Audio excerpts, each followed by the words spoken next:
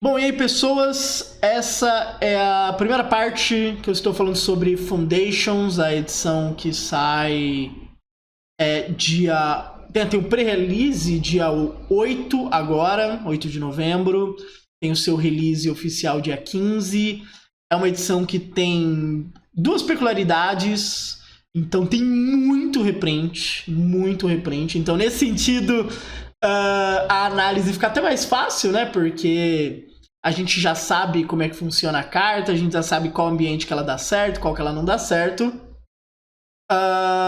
E também tem a peculiaridade de ser uma edição que fica 5 anos no Standard. Então, várias dessas cartas a gente vai ver muito tempo jogando, né? São cartas muito boas, do mesmo jeito, cartas que não jogarem imediatamente. Não chore, tá? Ela vai ter um bom tempo para jogar. Tá certo? Tem que lembrar que assim, vão ser mais de uma parte, falando de spoilers, são 291 cartas. Eu vou tentar cortar em blocos de 1 hora. E ainda vai ter sobre o Starter Collection, que é um outro produto importante, que é, né, um monte de reprint também, e eu vou falar também sobre isso. Então já coloca, né, o sininho para você receber notificação quando tiver postagem, etc. Falar muito sobre Foundations, lembrando que Foundations é uma edição que vem principalmente para o Standard, apesar dela ser bem Pioneer Horizons também, né? Tem cartas que vão ser adicionadas ao Pioneer por conta dessa edição. Mas ela também, né? O release de Foundations abre a temporada de Qualifiers Standard. Tá? A partir do dia 16 de novembro começa, vai até março. Depois nós temos uma Season Modern e depois mais 2 Standard. Então, isso deixa Foundations mais interessante ainda. Bom? Então, vamos começar falando das cartas, o que a gente espera delas, tal. E eu vou falar muito sobre cenário, tá? Às vezes a carta não joga imediatamente, mas ela tem um cenário favorável que a gente pode construir. Então, o que essa carta precisa para jogar? Ela precisa de X coisas acontecendo, porque 5 anos coisas podem acontecer, esse cenário pode se tornar real, e aí a carta joga e você já ouviu sobre isso, fica mais fácil você antecipar as coisas. Tá bom? Bom, Foundations tem 5 Planeswalkers, um de cada cor. E o primeiro deles é a Ajani, Color of the Pride. 3 manas, 4 de lealdade. Você sobe um de lealdade, coloca um marcador até uma criatura alvo. No -3, uma criatura alvo ganha voar e double strike. No -8, você cria X gatos 2/2, onde X é seu total de pontos de vida. Esse Ajani é um reprint. Ele foi um dos Ajanis que jogou um pouco. Tá? A Ajani não tem um histórico mais positivo de jogar assim, formatos construídos tradicionais. Né? Os mais velhos vão lembrar muito de Ajani Vingador, né? Que jogou legal na época. Ele ganhou um Pro Tour, inclusive um Pro Tour Modern, né? Num Jeskai Control, que inclusive tá no... Tem aqui no canal, né? Eu assistindo essa final. E no Comentando Jogos Clássicos. Mas o Ajani realmente não tem um histórico muito bom. Mas esse aqui, ele é obviamente um Ajani para decks agressivos, né? Dá pra você fazer ele bem rápido e tal. Inclusive, tem que lembrar, e eu vou citar muitas vezes isso quando eu for falar dos spoilers, nós temos Elfo de Lanoir. E Elfos de Lanoir é uma das criaturas mais importantes dessa edição, porque com ele você acelera o jogo demais. Ficar na play já é uma vantagem, né, no Magic, e se torna uma vantagem maior ainda, você acelera muito. Então, toda vez que a gente falar de um drop 3, meio que Elfo de Lanoir vem por tabela. E esse Ajani é um ótimo exemplo, né? Então quando a gente pensa num GW agro, vamos jogar mana Elfo, mana Ajani, coloca marcador e vamos que vamos. Esse Ajani ele jogava bem nesse tipo de deck agressivo, né? Normalmente White Win, né? Alguma coisa assim. Porque você fica lá, né, aumentando a sua mesa No momento que você se sentir seguro, você pode ultar ele, não é tão impossível de ultar. E aí fazer um monte de bicho e matar na volta tal. Então, por exemplo, vou jogar de Boros. Eu jogo com a Jane e eu jogo com o Imodani. Aí eu estouro a Jane, Imodani, blom, ataco pra letal. E o -3 dele principalmente é muito relevante porque você dá uma evasão muito real e consegue dar um pancadaço e tal. Boros hoje em dia tá dentro do Convoke, que não é exatamente o deck que gosta mais desse Ajani, porque não é um deck. É um deck que gosta de fazer uma mesa grande, não necessariamente criaturas grandes. Enquanto que o Boros Camundongo, né, ele já gosta um pouco mais, apesar que essas duas brancas fazem o splash um pouco mais difícil. Mas ele gosta de ficar ganhando esse marcador todo turno, ele gosta desse voar e double strike e tal. Então, assim, o Ajani é para essas shells muito agressivas, que nem eu falei. Pelo duplo branco, ele vai preferir listas que sejam base branca e não base vermelha, que nem acontece com os camundongos. Mas dá pra brincar. Dá pra brincar de GW marcadores também, com talento, né, do estalajadeiro, né, em Keeper's Talent.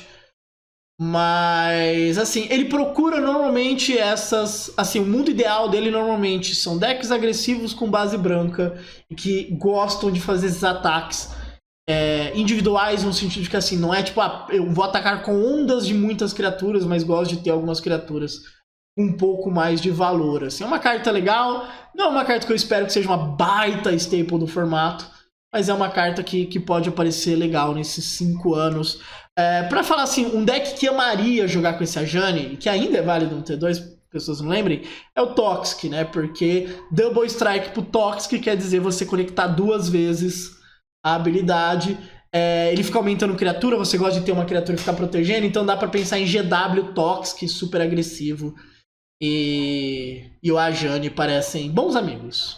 Assim, né? Pensando, obviamente, só no mundo ideal pro Ajani. Tá? Segunda carta aqui, Kaito, Cunning Infiltrator, 3 manas, 3 de lealdade. Toda vez que uma criatura que você controla causa dano a um jogador, você coloca um ponto de lealdade no Kaito. Então, maneiras de acelerar a lealdade são bem-vindas também. No +1, até uma criatura que você controla não pode ser bloqueado. Então você compra uma carta e descarta uma carta. Beleza. No -2, você cria um Ninja 2/1. Ok. E no -9, lembrando, esse 9 não está tão distante, porque se você conectar, você vai aumentando, né, o Kaito relativamente rápido. Você ganha um emblema com toda vez que um jogador faz uma spell. Um jogador, então seu oponente também conta.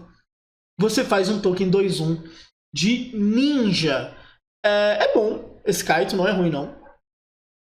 A gente tem que lembrar que o Kaito de Duskmoor tá jogando muito bem no Dimir Midrange. E ele é uma carta muito boa mesmo, sabe? É uma carta chata de lidar, e ele fica na mesa, e ele atrapalha o jogo do oponente e tal. Então... O Kaito é interessante. Eu não sei se eu quero jogar com ele no Dimir Midrange também. Mas eu gosto porque ele me dá um drop 3 com valor individual e isso costuma ser muito bom. Como todos os Kaitos, né, ele tem a característica dele parecer muito melhor quando você tá pressionando do que você sendo pressionado. Ele não é esse tipo de carta para você ser pressionado. Então ele lembra muito nisso, né? Os decks tempo, colocando pressão, jogando o oponente para trás e tal. Eu gostei dele, assim, eu acho a carta interessante, então dá pra entrar, você faz o ninja, aí depois você sobe, tipo, isso jogando sozinho, né? Ele joga sozinho muito bem, e no mundo que existe Sirena, que existe Morcego, entre outras cartas, né, que estão conectando bastante, é bem fácil deixar a lealdade dele muito alta. Então. Uma boa carta. Eu gostei bastante, me parece que ele vai ser um bom amigo desses Blue Based tempo decks, que aparecem no Pioneer, aparece, né? Como ele faz ninja, ele pode ser até mais interessante no Pioneer, né? No B-Ninjas, no Mono Blue Ninjas. Que é um deck que tá tentando fazer alguma coisa. Ele pode até ser mais interessante lá. Mas pros dois. Os dois formatos, ele é legal.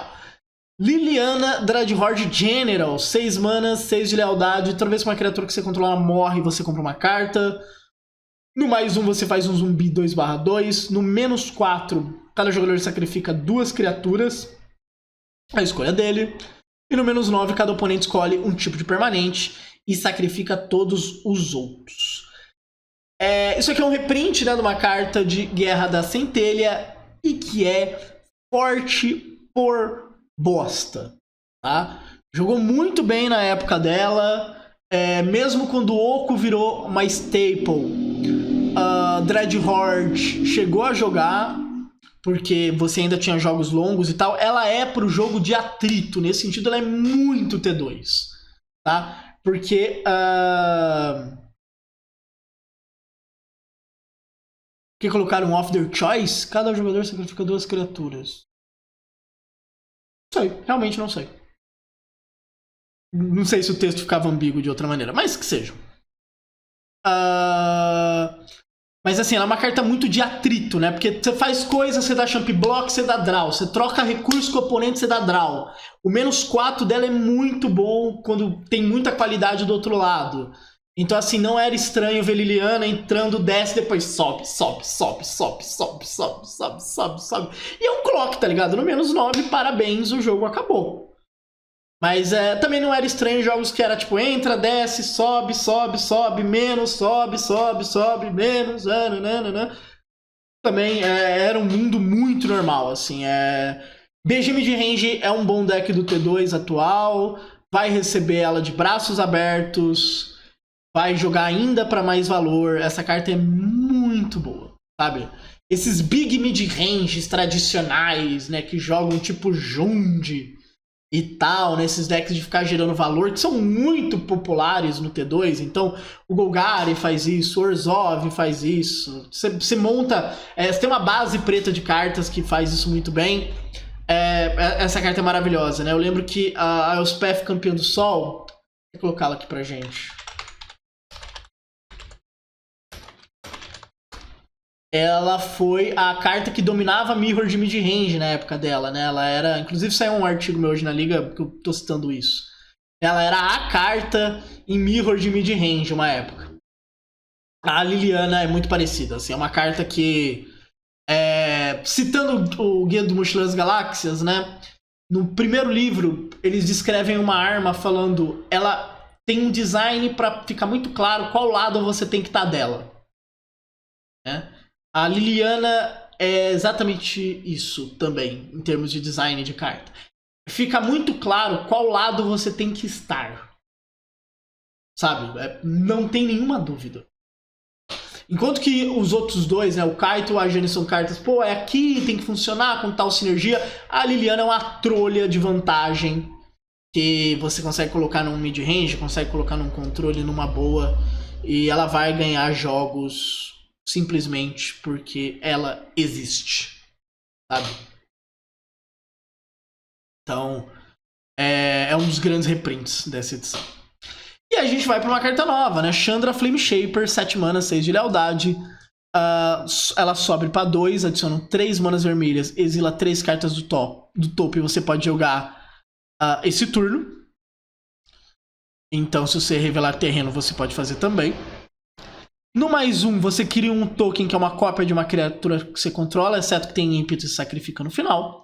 E no -4, ela dá 8 de dano dividido num número qualquer de criaturas e ou Planeswalkers. Se a Liliana entraria no Golgari Mid, com certeza. Então, essa Chandra, ela, a princípio, ela é muito lenta, num formato que promete ficar ainda mais rápido, e já está muito rápido. Então, ela não parece exatamente uma carta muito boa contra vários decks, né? A gente tem que lembrar que a gente tem uma Chandra já no formato que é muito boa e que não está jogando, né?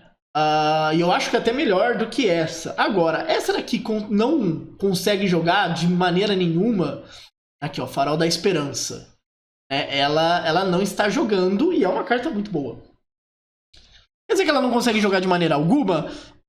Não necessariamente, né? Ela precisa de um ambiente onde você acelere muito mana, chegue nela, e daí uma carta que você desvirar provavelmente você vai ganhar, sendo que cenários em que você faz ela, dá -4, limpa a mesa, ou faz ela, copia uma coisa muito relevante, e aí cria uma vantagem enorme na mesa, e etc, etc, são muito bons, né? A gente tem base ramp no formato T2, e normalmente o T2 tem uma base ramp muito boa para isso daqui jogar em algum momento. Eu acho que é este o momento, no mundo que existe Tishana.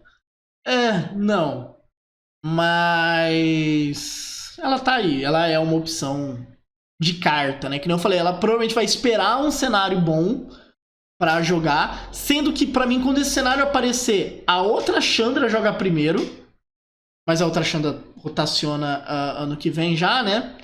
Então, essa daqui fica 5 anos, ela pode esperar o momento dela de brilhar. Tá? Tal qual um goleiro reserva, ela tem que saber que ela não tem que jogar no time principal com 19 anos, talvez com 27. Fica a dica aí pra Chandra Flame Shaper. Senta no banco, espera. Terceiro goleiro, quarto goleiro, na verdade. E a gente vê uma hora que a coisa funciona. Falando de um reprint, Vivian Raid. 5 mana, 5 de lealdade. Você sobe, olha 4 cartas do topo. Você pode ver lá uma criatura, um terreno e colocar na mão. E o resto no fundo do deck em qualquer ordem. No -3, destrói um artefato, um encantamento, uma criatura com voar. E no -8, você ganha um emblema. Criaturas que você controla tem +2/+2, vigilância, atropelar e indestructible, né? Indestrutível. Essa Vivian, ela jogou bem na época dela, ela era um side bem popular, chegou a ver uma época de main deck, e o que fazia ela jogar bem ou não era justamente o -3 dela. Quão relevante tá isso? Quanto encantamento a gente tem? Quantos artefatos a gente tem? Criaturas com voar a gente tem? Porque no final era assim, entrava, matava alguma coisa, depois ia subindo, esperando a chance de matar alguma coisa. Se o oponente não desse essa chance, maravilha. Chegamos no 8, estouramos, é nóis. Vamos pro game. Mas o grande ponto dela é o quanto a gente tem de alvos bons. E eu já te respondo isso. Nós temos muitos alvos bons, tá? A gente tem Dross, a gente tem Annex, a gente tem Caretaker's Talent.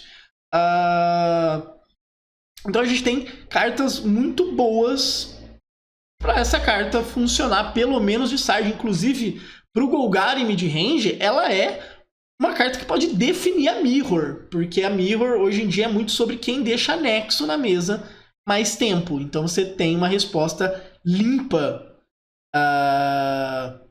que, né, se ficar na mesa também você sai comprando. Inclusive cartas como ela, como Liliana, como a própria Liliana do Véu, são cartas que chamariam, né, para o BG ter respostas para Planeswalker, porque senão vai ficar difícil. Inclusive vai ter uma muito boa reprintada em Starter Collector, mas deve ser o vídeo de Starter Collector, eu vou falar sobre isso. Mas é uma carta muito boa, sim, eu gosto muito dela de side, e é uma opção legal. Mas assim, eu vejo mais como side, porque, pô, contra Gru isso não é bom, contra Mono Red isso não é bom, contra Boros isso não é bom, contra Convoke isso não é bom. Contra Azorius Encantamentos, o efeito não é tão ruim, e às vezes a criatura é encantamento, então você vai matar uma criatura, só que 5 manas, provavelmente no pós-side você tá tomando remoção. Quer dizer, você tá tomando counter e você não quer fazer isso. Mas é um bom reprint. Ótimo reprint. Falar aqui de cartas inéditas. Valkyrie Skull. 5 manas toda vez que um No Token, No Angel, né, uma carta que não seja de ficha nem de anjo, morre, você retorna aquela carta em campo sob o controle do dono, com marcador +1/+1, tem voar e é um anjo em adição. Então é uma carta que você não precisa necessariamente usar num deck de anjos. Acho que é até melhor não usar num deck de anjos. E aí ela fica voltando. Rudar, você acha que essa carta é boa? Não. Não. Obviamente é o drop 5 for the grind matchups, né? O tipo de carta para você trocar recurso, porque daí tudo seu volta mais uma vez, aí se tiver TB faz de novo. Mas é lento igual um arranque de balsa, sabe? É mais lento que o 3G da Team. Então não me anima muito esse tipo de carta. Eu concordo que é muito legal tirar esse valor, a carta volta, ela tem voar. Se ela tiver um ETB, ela faz de novo. Mas é muito lento. É muito lento. Pra mim é uma carta mais na pegada do Commander, para jogos muito longos e necessariamente para os formatos tradicionais. Sphinge of the Forgotten Lore, 4 manas 3/3, flash voar.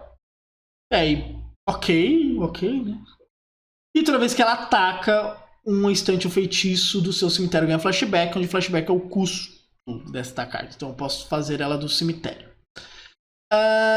Eu não sou um grande fã de cartas que precisam atacar para fazer efeitos. Tá? Porque você dá um turno para o seu oponente pensar na vida.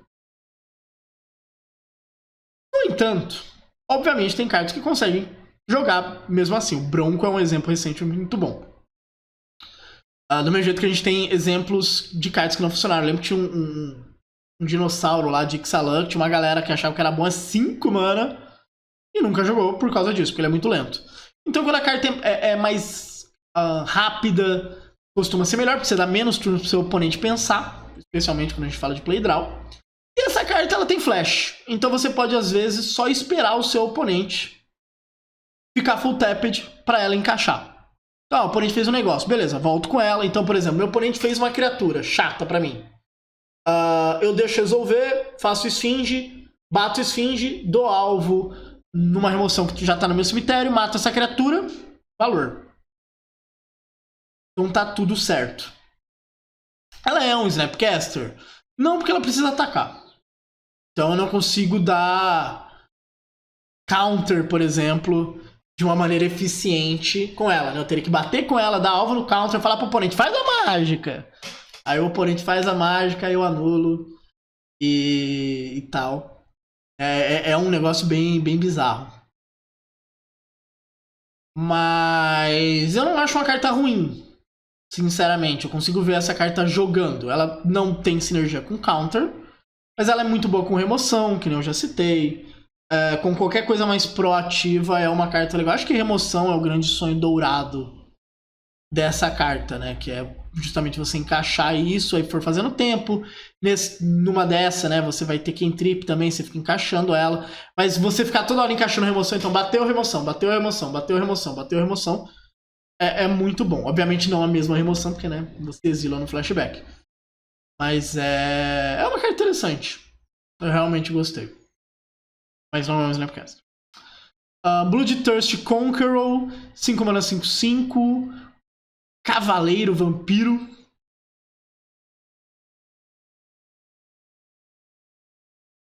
Criaturas com 4 mana melhor que Sheoldred? Não. Eu acho que essa discussão acabou faz muito tempo, tá ligado? Porque a Sheoldred, as pessoas já aprenderam que a Sheoldred é um saco de carne. E às vezes você quer utilidade. Então, pessoas aprenderam que não é tipo, eu paguei 300 pau, essa porra vai jogar. Não, tem utilidades. Tem horas e horas. E aí, guys? Mas então, Bloodthirst Conqueror, voar, Death Touch, 5/5. E aí, ok. Toda vez que o oponente perde vida, você ganha aquela quantidade de vida. Então, é como se desse um lifelink para algumas criaturas suas. Além de outros efeitos que são o oponente perder vida, né? Uma Penland, por exemplo, faz você ganhar vida. E isso é bem relevante. A gente tem um deck muito agressivo no T2, que é o Gruul, Prowess. E, né, outros decks bem parecidos, com Boros, Prowess, o Mono Red e tal, os próprios Convokes, etc. E a gente vai ter Burn, né, vindo pro T2 também.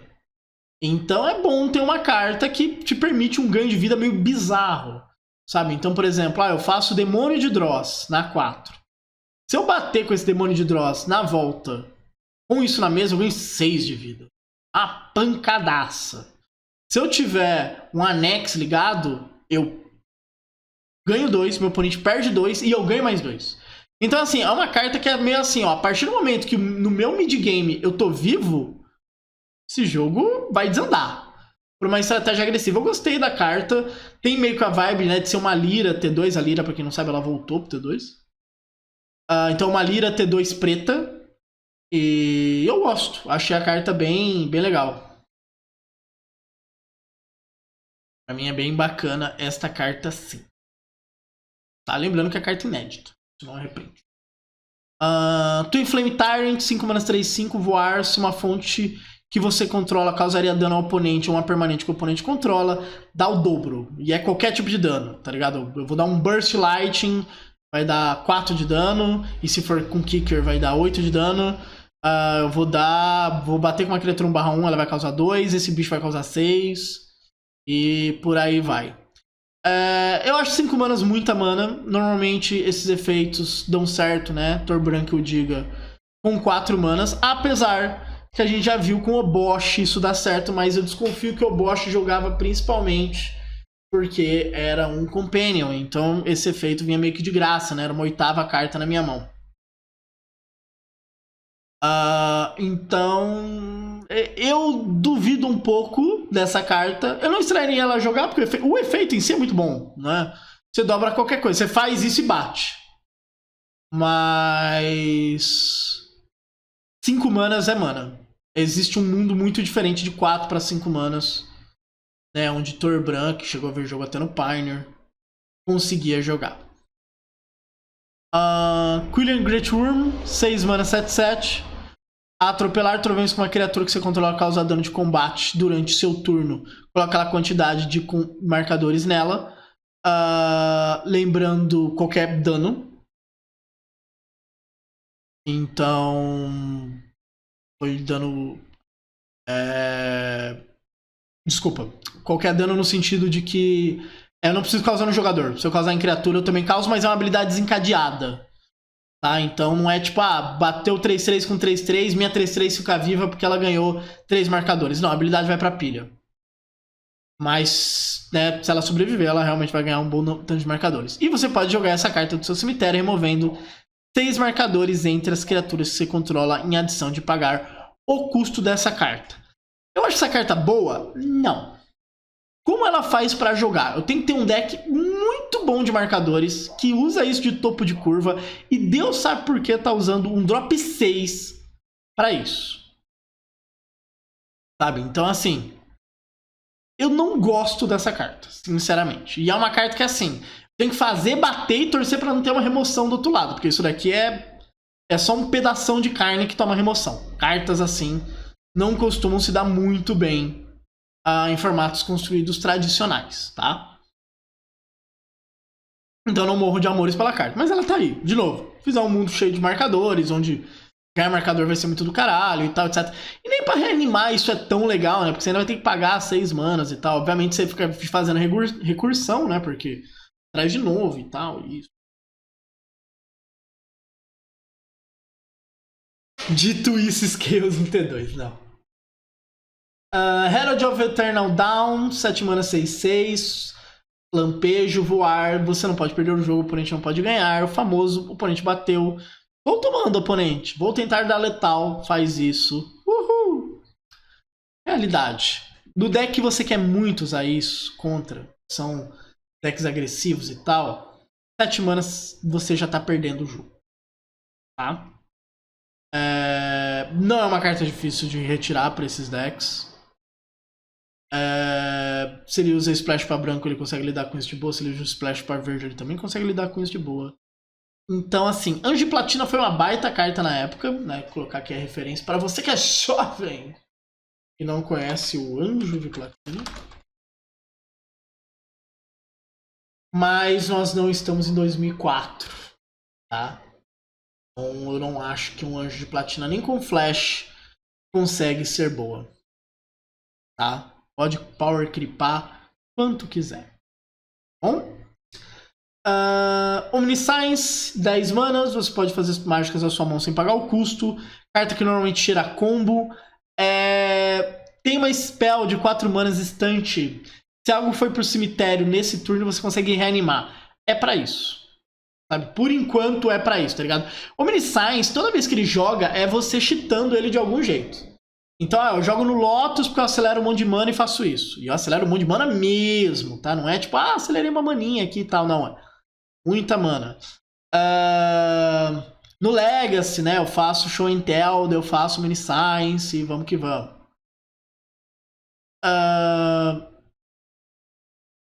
E tem essa maneira, né, com esse spell de 4 manas, que não estou lembrando agora, mas que eu consigo reanimar isso, e aí eu faço um monte de coisa e tal. Então, assim, tem como jogar com isso no T2, sim. Mas não é exatamente o deck mais animado. Inclusive, a carta do lado é uma lógica muito parecida, tá ligado? Tipo, pra você tentar jogar com isso no T2, né, com Rise of the Dark Realms, que é 9 manas e traz todas as criaturas, você tem que jogar também com esse tipo de coisa, tá ligado? Você tem que usar esse spell pra reanimar. Bem lembrado, em LCI tem uma spell BG, né, que reanima permanente, pode tentar trazer essa Mini Science e tal. Mas assim, são cartas que você tem que cheatar de algum jeito, sabe? A do lado, né, que é o Hit of the Dragon Caller, 6 manas toda vez que faz um instante ou feitiço faz um dragão, é menos isso do que essas duas cartas. Isso é muito curioso. 6 manas não é tão absurdo. Sabe, pra você chegar daí fazer, na verdade, 7 manas pra isso, efeito, dragão, e se desvirar, meu Deus. Mas tanto o Rise of the Dark Realms quanto o Mini Science tipo, vou tentar coisa maluca, vou tentar fazer uns negócio louco. É muito essa pegada de deck. Que, assim, não é impossível. Então... Só tem que entender que é uma coisa mais de canto.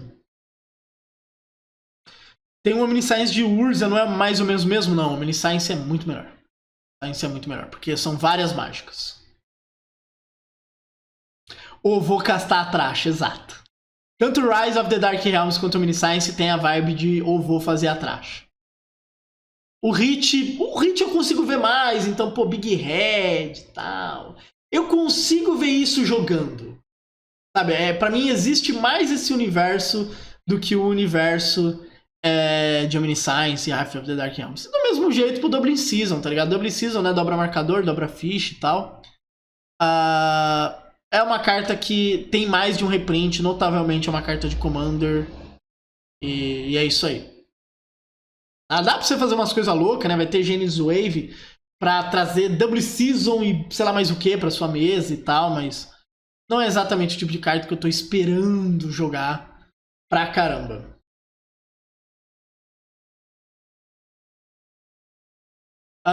Skynet Squire, desculpa, carta nova, 2 manas 1/1, toda vez que outra criatura que você controla entra em campo, você coloca um marcador nessa criatura.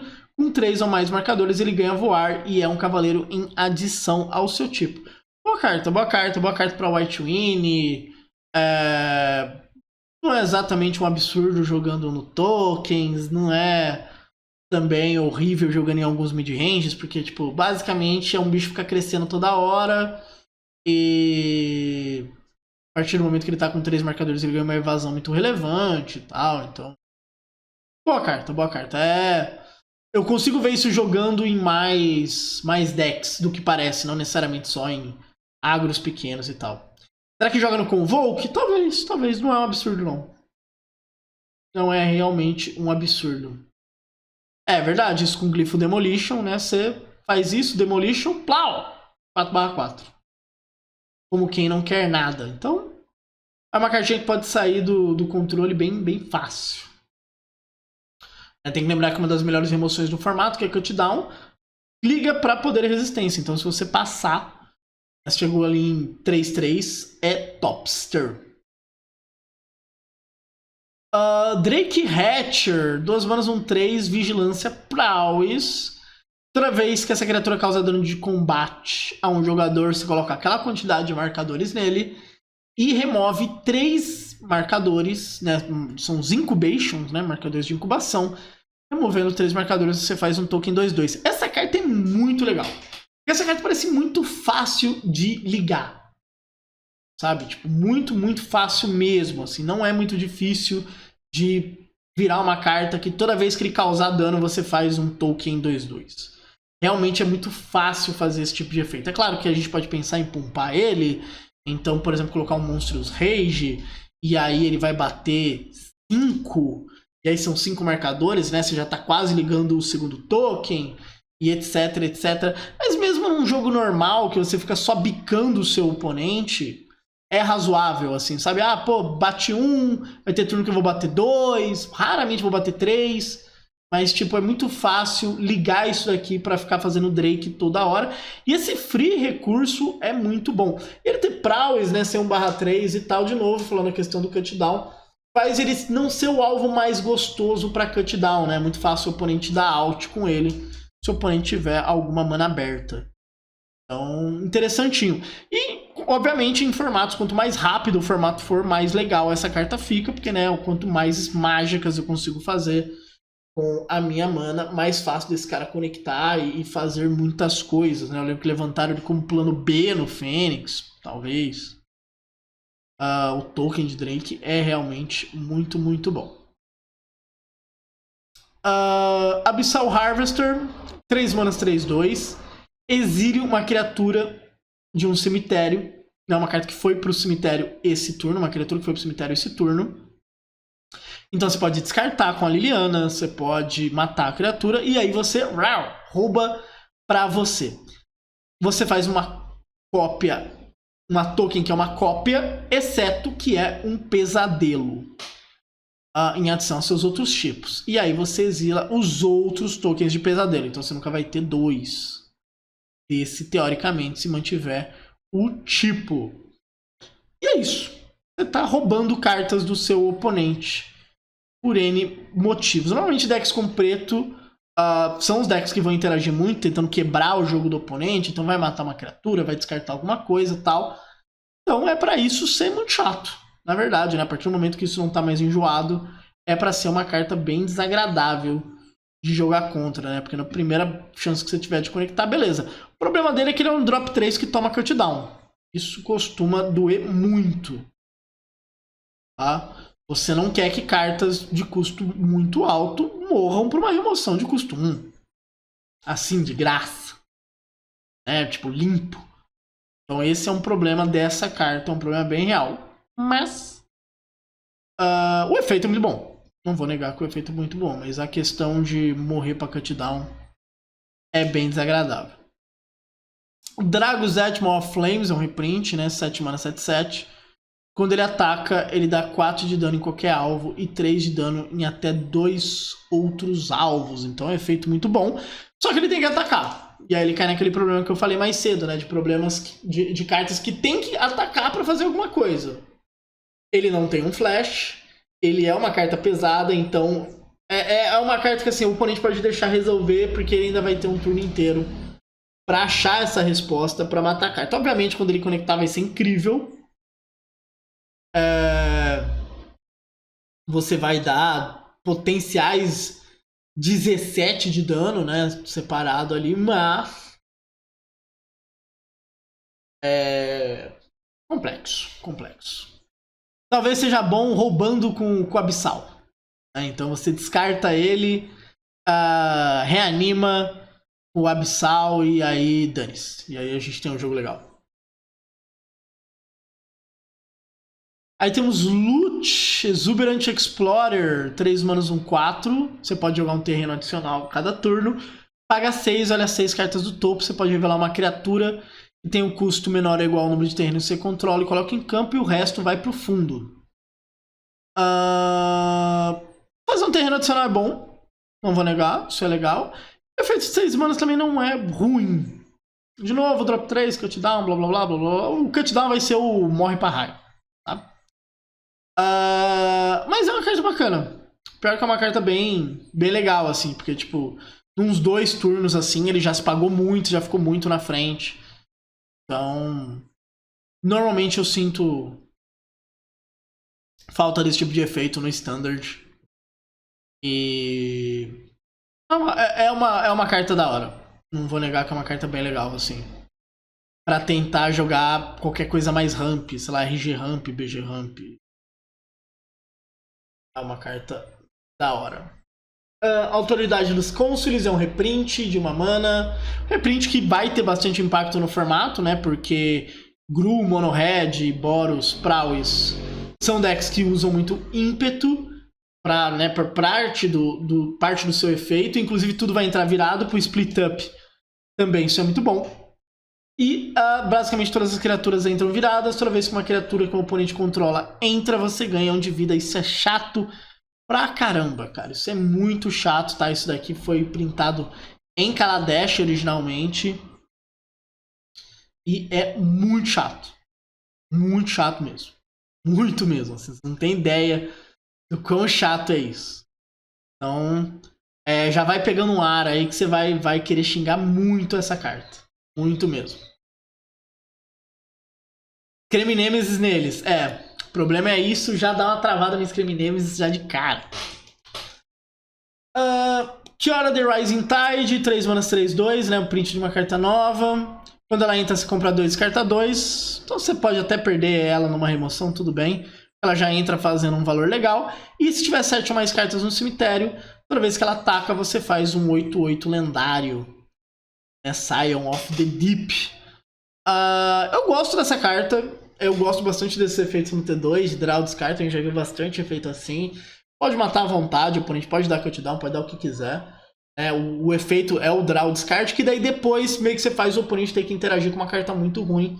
E isso é muito bom, assim, né? Às vezes você pode levar até uma remoção premium, você pode levar um atacar na jugular, pode levar alguma remoção muito boa, que o oponente tem que responder, senão é 8/8 pra mesa e a vida tem dessas. Então, assim, carta bem legal, tá no azul, que é uma cor que consegue alimentar o cemitério, então consegue usar um B, consegue usar qualquer coisa desse tipo pra grindar o oponente. Gostei bastante da carta, sim. Runescar Demon, né, um reprintzão aí de 7 manas, 6/6. Quando ele entra, procura por um card e coloca na mão. Então você dá um tutor com ele. Essa carta é um reprint, ele... acho que é de M alguma coisa, originalmente. Eu sei que assim, ele nunca jogou muito não, viu? Já vou dar esse spoiler, assim. Essa carta viu muito mais jogo de Commander do que no construído tradicional, aqui, ó. M12 originalmente. Mas nunca viu muito jogo, não. A carta do lado, pelo contrário, viu o jogo no Modern, jogou T2, que é Flamewake Phoenix, 3 manas 2/2. Voar ímpeto, essa criatura ataca cada combate se ela, né, puder. E no início do combate do seu turno, se você controla uma criatura com poder 4 ou maior, você pode pagar uma vermelha e voltar essa Fênix, né? Ela é a primeira, assim, a pontinha do iceberg que a gente vai falar bastante aqui na análise, que são os... que é o Gru. Né? A gente tem um Gru, um Big Gru que pode se desenhar com Elfo de Lanoir, com Surrak, com Galta. E essa carta entra muito bem para esse tipo de deck. Tá, então é uma carta legal. É uma carta bem com cara de T2. Que nem eu falei, ela chegou a jogar Modern numa época, né? Por causa do Oco e tal. Né, do Hollow One. Mas... tem muito mais cara de T2. Sinceramente. Tem muito mais cara de Standard, assim. E no Standard ela chegou a ver um jogo legal justamente com Gru. E com Surrak. Ela viu um joguinho legal dessa época. Tá? É uma boa carta, assim. Do lado a gente tem uma carta inédita. Sylvan Skaven, 3 manas no início da sua end step. Coloca o marcador numa criatura que você controla. Até aí, talento é muito melhor. E você pode fazer um Raccoon 3/3. Se você controlar uma criatura poder 4 ou mais. Então a ideia é que seja um talento com uma mana a mais, porque você pode fazer criatura se você controlar outra criatura. Ou seja, talento é melhor.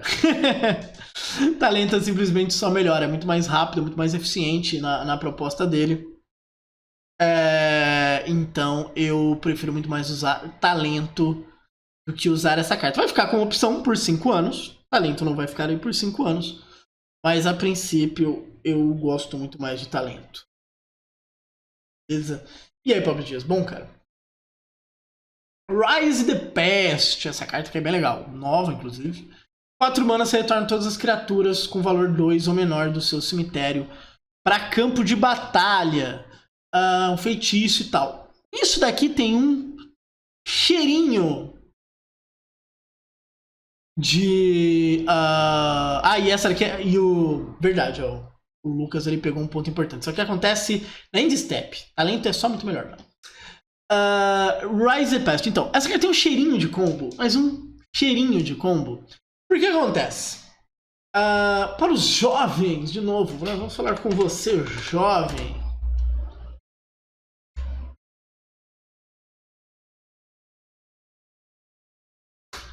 Teve uma carta que dominou o T2 uma época, chamada Reunir os Ancestrais. E você retorna cartas com custo convertido igual ou inferior a X. Você volta e depois você sacrificava, né? Depois você exilava ela, desculpa. E aí você combava com isso. Porque acontece? Você tinha várias cartas. Você tinha cartas para sacrificar, né? Normalmente era o Nantuko.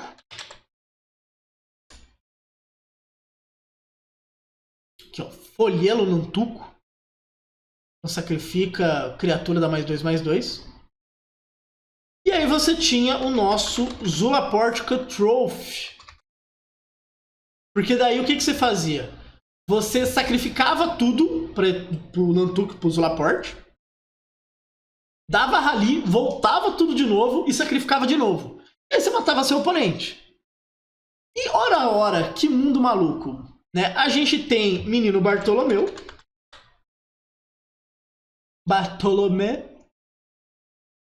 Que pode sacrificar de graça. Sacrificar uma outra criatura ou outro artefato e ganhar marcador. E nessa edição, especialmente, eu já vou falar da carta já pra gente aproveitar o tempo.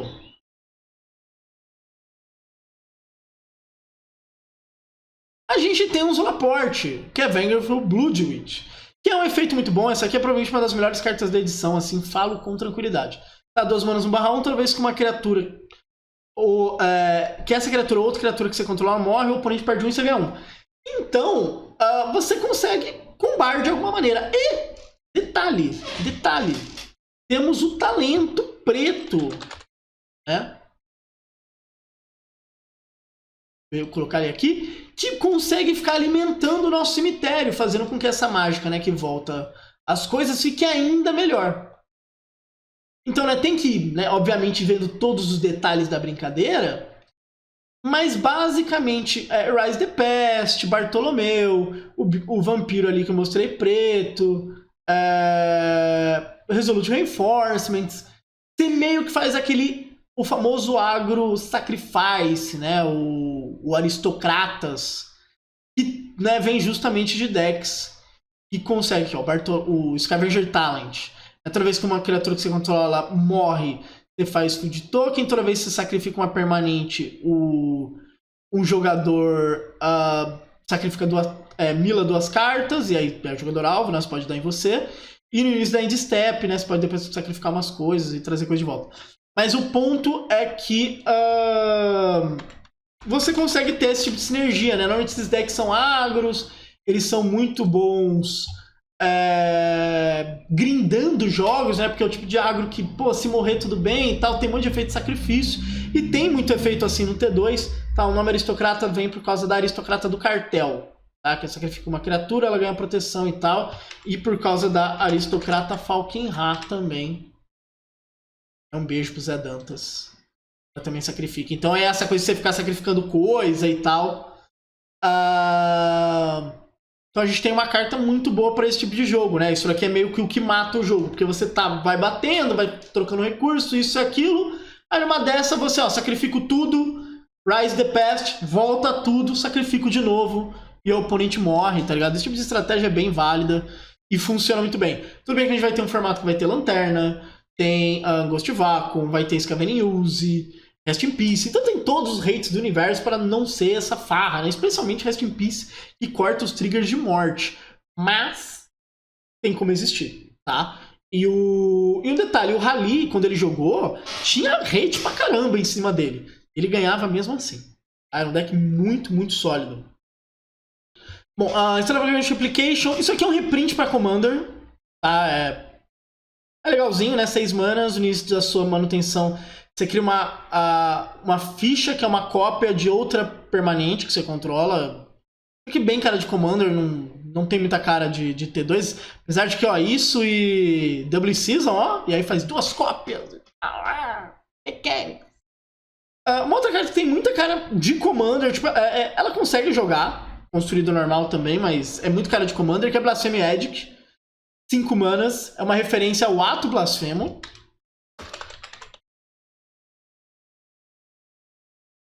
E essa carta aqui, que chegou a ver jogo construído normal, que é 9 manas, né, custa 1 a menos e tal, blá, blá, e dá 3 de dano. Essa daqui, ela não custa 1 a menos, né, mas ela também custa 5 manas. De qualquer jeito, né, 9. E aí, ao invés de pagar o custo, você pode pagar uma preta se tiver 13 ou mais criaturas em campo e cada jogador sacrifica 13 criaturas. A arte é maravilhosa, o flavor também é muito bom. Consegue até jogar no T2, apesar de que vai ser bem difícil fazer isso por 1 mana, você tem que encher a mesa. 13 criaturas é muito criatura. É muito criatura. Mas assim, principalmente pra Commander, isso aqui é uma cartona. Assim como o Brass Bounty, que é um reprint pra Commander. Não joga, nunca jogou construído normal. Mas aqui, 3 cartinhas muito boas pra Commander. Já Genesis Wave, não. Genesis Wave é uma das cartas que a gente pode falar, né, em Pioneer Horizons. Porque era uma carta que é de Scars of Mirrodin, então não era válida no Pioneer. E é muito boa pro Mono Green Devotion, né? 3 manas e X. Você revela X cartas do topo do seu deck. Você pode colocar um número qualquer de permanentes com valor X ou menor entre elas em campo. E todas as cartas reveladas que não foram para campo vão para o cemitério. Então as suas mágicas reveladas ali, né? Então, por exemplo, Invadir o Festival, vai para o cemitério. Pro T2, já vou falar um pouco mais de deck de elfos e tal. É meio que aonde tem a vibe dessa carta, né? Gera muita mana, eles faz um monte de coisa e dá ímpeto pra todo mundo e... Tá? Meus elfos parecem Morlocks, desculpa. Mas o Devotion, principalmente, é interessante. Um off, provavelmente, né? Não é uma carta que, nossa, vou colocar 4, porque o teto dela é maior que Invadir o Festival, mas o piso dela é muito ruim, né? Pra quem não sabe, é quando a gente fala a capacidade máxima da carta e o mínimo. Então, tipo, 5 manas, eu olho 2 cartas, vou pegar custo 2, carta horrível, sabe? 6 manas, vou olhar 3 cartas e tal. Aí é complicado, mas, gerei 10, vou olhar tudo de 7, já estamos pegando tudo. A partir do momento que você tá pegando o custo máximo do seu deck, essa carta fica boa. Mas ela tem um teto muito alto, então você vai pegar muita coisa grande, aí você joga Invadir o Festival no cemitério, e assim, todas as permanentes, você pega Nictus junto e tal. Então assim, eu consigo ver no máximo 2 a carta jogando no Devotion. Eu não acho que vai mudar o panorama do Devotion no formato, Devotion não está exatamente num bom momento, porque o problema dele é como ele perde pro Raco dos Prowess. Mas é uma boa carta, é realmente um bom reprint. Pro T2 vamos ter que ver um pouco mais calma, né? Depois eu vou falar mais dos elfos e aí eu vou falar mais dela. Mas pro Pioneer é uma carta bem real, tá? Aqui eu vou cortar, tá bom? Essa foi a primeira parte falando sobre Foundations. Amanhã sai a segunda parte. E é isso. E aí?